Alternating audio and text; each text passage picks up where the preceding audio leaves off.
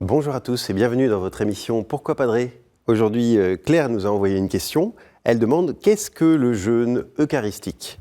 Deux termes, peut-être un petit peu compliqués, qui signifient s'abstenir de nourriture avant la messe. Et l'Église aujourd'hui demande de s'abstenir de nourriture 1 heure avant la communion, à l'exception de l'eau et des médicaments, bien entendu.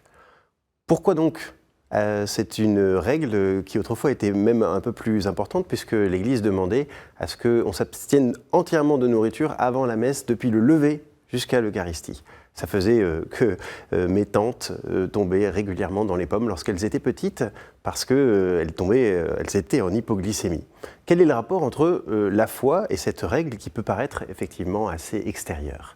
Tout simplement, Claire, il se trouve que se préparer à l'Eucharistie peut se faire de plusieurs manières et que nous avons besoin d'être disponibles. Mais la disponibilité du cœur passe parfois aussi par les disponibilités du corps. Nous sommes une religion de l'incarnation, le Christ s'est fait homme et nous savons que nous ne pouvons pas faire sans ce que nous sommes en entier. Et donc notre corps dit quelque chose de ce que nous vivons aussi intérieurement. Et cette faim que nous allons essayer de garder, elle est là pour nous rappeler que nous sommes invités à avoir faim de Dieu. Vous voyez, notre corps va en quelque sorte guider notre cœur pour que ce que nous vivons soit encore plus authentique. Si vous allez à un très très bon repas, que c'est un grand événement que vous allez célébrer, il est évident que vous ne vous mettez pas à prendre de la nourriture juste avant. Au contraire, vous vous réservez pour pouvoir profiter de ce qui va vous être proposé et qui sera probablement excellent. L'Eucharistie, il n'y a rien de plus excellent, il n'y a rien de meilleur, c'est le plus beau cadeau que le Seigneur peut nous faire. Alors nous, notre manière de nous préparer physiquement et intérieurement, ça va être de vivre ce temps de jeûne d'au moins 1 heure. Attention cependant à ce que la préparation ne soit pas contre-productive. Ça peut arriver parfois, notamment en sport, si on s'entraîne trop avant une compétition, on peut arriver fatigué à la compétition et ça fait un contre-effet.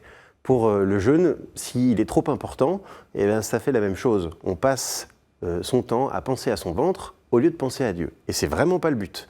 Donc cette préparation, elle est là pour être au service de ce que nous allons vivre, de ce que nous allons recevoir. Elle est là pour faire un creux dans notre cœur. Elle est là pour qu'en ayant un peu faim physiquement, un peu faim de nourriture, nous ayons en sortant de l'Eucharistie une immense soif d'annoncer l'Évangile.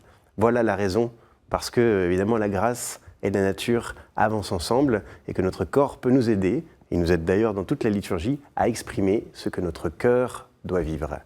Merci Claire pour cette belle question. Si vous aussi vous avez des questions, n'hésitez pas à nous les envoyer à l'adresse pourquoipadré@kto-tv.com.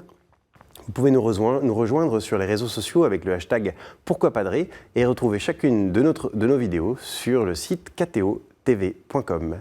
Au revoir.